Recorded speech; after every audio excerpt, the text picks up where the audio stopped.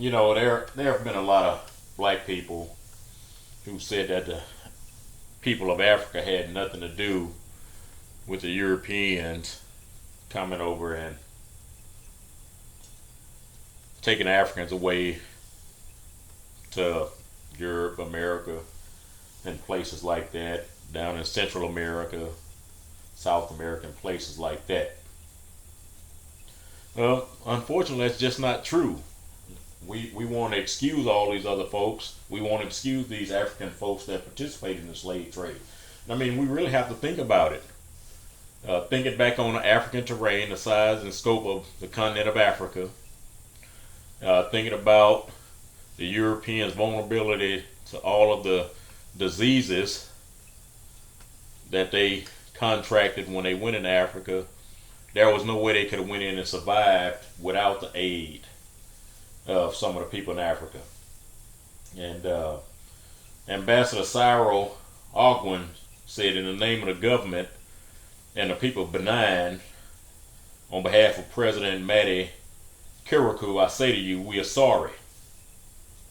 We are deeply, deeply sorry.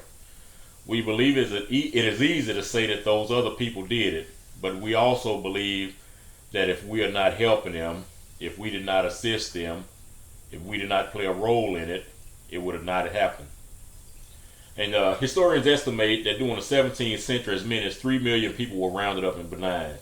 They were actually kidnapped by their own leaders and sold as slaves. During that time, Benin was called Dahomey, and it was a significant supply of slaves to white exporters shipping from what was then known as the Slave Coast. During his trip to the United States, Kotozumi Hapon III, the king of Porto Novo, which is a province of the West African country of Benin, said he went to the Civil Rights Museum in Birmingham and was impressed by the history of Hobson City. When he became king, he said it was a goal of his to acknowledge the role of slavery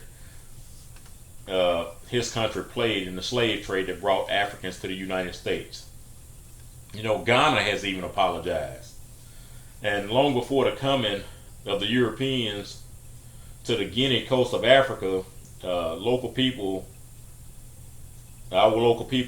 here themselves already had slavery in existence, says Philip Amoa Mensah. It's unlikely the European slaves could have prospered without local help. Bishop Charles D. Palmer Buckle of Ghana introduced an unexpected twist into the consideration of Africa and the history of slavery in the Americas when he apologized on behalf of Africans for the part Africans played in the slave trade. Please forgive us in any way we contributed to what you had to suffer, he said. In a 1988 gathering of priests from Africa and elsewhere, they went to one of the slave castles, and one of the priests proceeded to say, recall Palmer Buckle, "It was here my ancestors were sold by their own brothers into slavery." Now, we've been asking white America to apologize and make reparations for enslaving our ancestors.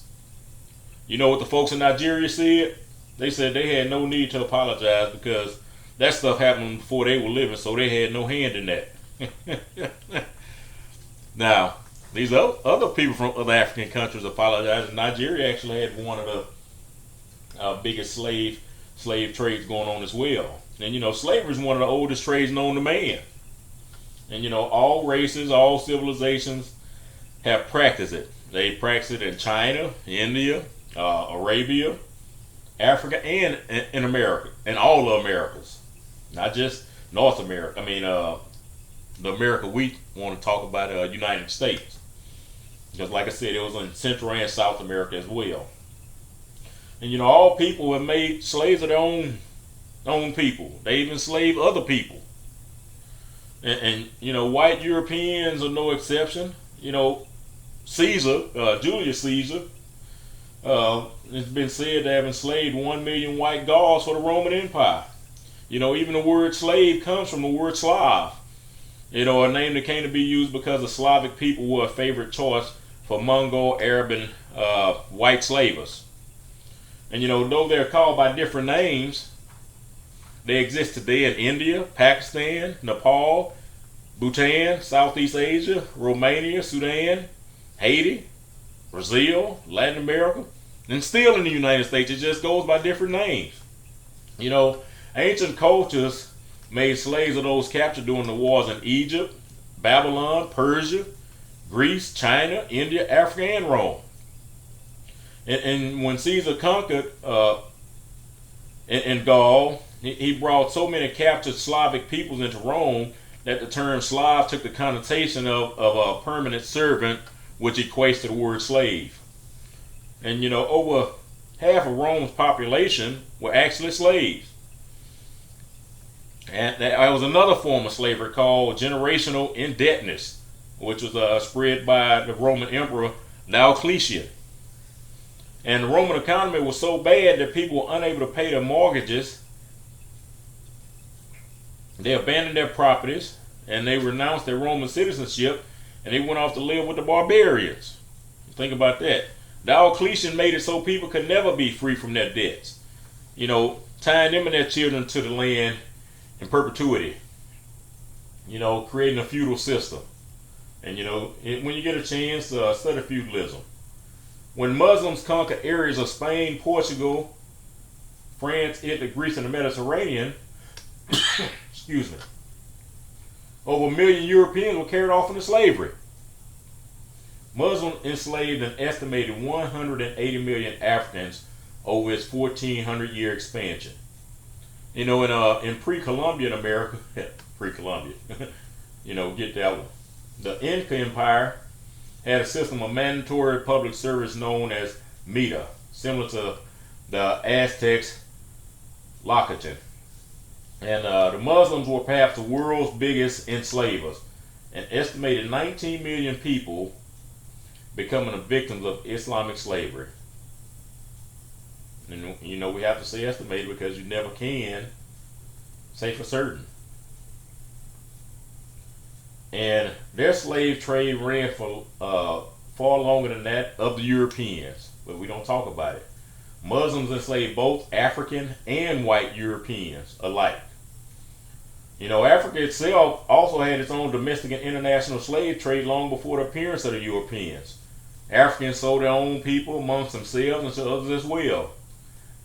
They had actually developed caravan routes, which linked sub-Saharan Africa with North African and the Mediterranean, the Middle East, and the Africans actually used this route to establish a trans-Saharan slave trade. And when the white man came, that was already a large-scale African slave trade in existence. Then they adapted it to, you know, which was adapted to the European market. It didn't have to be created for them; it was already there. African empires such as the Home and Ashanti, and I've already mentioned them by their other names, Benin and Ghana.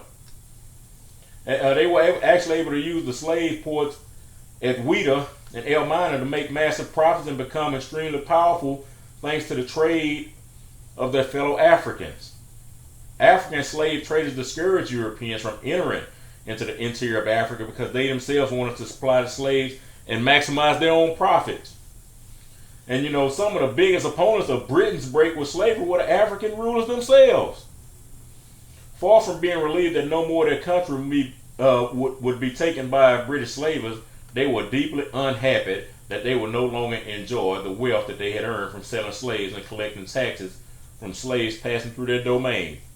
So see, you know, history, it has been so distorted to where we think the only slaves that we've had in this country were in the world were the ones that came to America.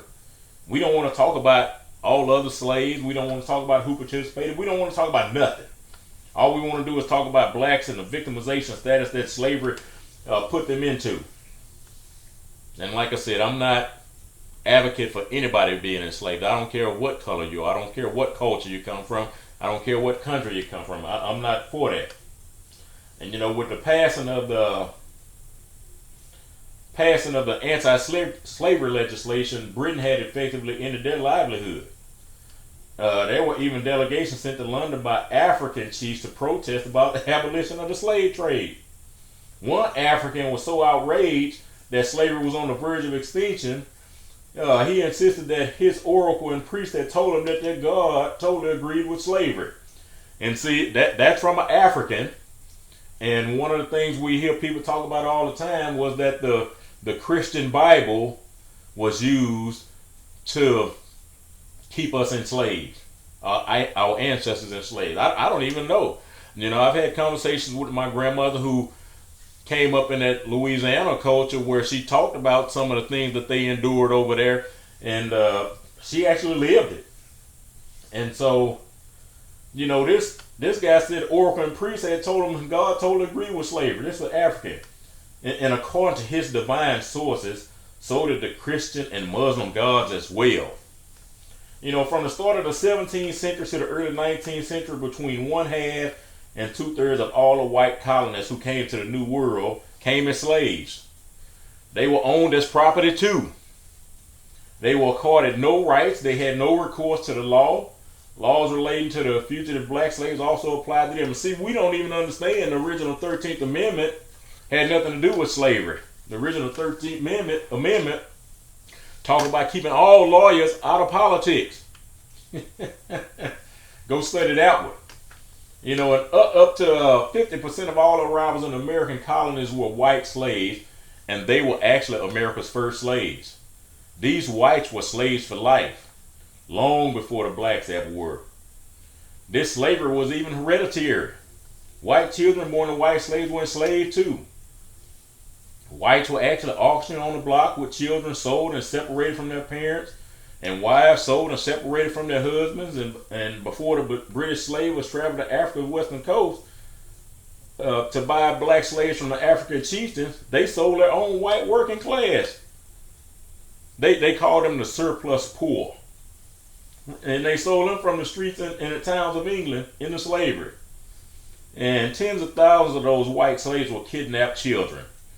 In fact, the very origin of the word kidnap is originally kidnapped, the stealing of white children for enslavement. And Oscar Handlin said, through the first 3/4 of the 17th century, the Negroes, even in the South, were not numerous. They came into a society in which a large part of the white population was to some degree unfree. In the Journal of Negro History, number 52, on pages 251 to page 273, it states, the sources of racial thought in colonial America pertaining to the slave trade worked both directions, with white merchandise as well as black. Now, the allies of the Muslims were the Jews. They both hated and preyed on Christians. And when the Moors and the Jews of Spain ran out of Christian self to enslave in Spain, they started raiding the European seashore villages and into the interior of Europe by the river routes of France, Great Britain, Ireland, Scotland, Frisia, Sweden, and Denmark, all the way up to Iceland.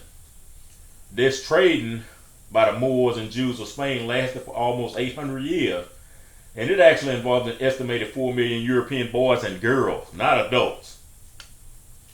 The Jewish slave trade enterprise from Morocco that dealt in European slaves lasted from 1530 to 1830, and during this 300-year period, an estimated 1.25 European Christian boys and girls were taken into slavery, including Americans, taken from American ships who sailed the Mediterranean Sea. And the estimated total of European Christian boys and girls taken by the Jewish and Muslims of Spain and Morocco was 5.25 million. And beginning in 1180, the Muslims of Turkey preyed on the Eastern and Central European Christian boys and girls as well. This lasted from 1100 AD to 1923, when the modern state of Turkey was established. Before that, the Turks marched into Anatolia, Greece, Crete, Macedonia, Serbia, Croatia, Austria, Romania, Bulgaria, Ukraine, Georgia, Russia, Poland, and Germany. And they took slaves from every village, town, and city in their line of marching. This had to be tens of thousands of settlements, and it went on for over 800 years. The numbers had to at least equal the Spanish and Morocco numbers, but they could well be 10 times as large, or up to 50,000 people.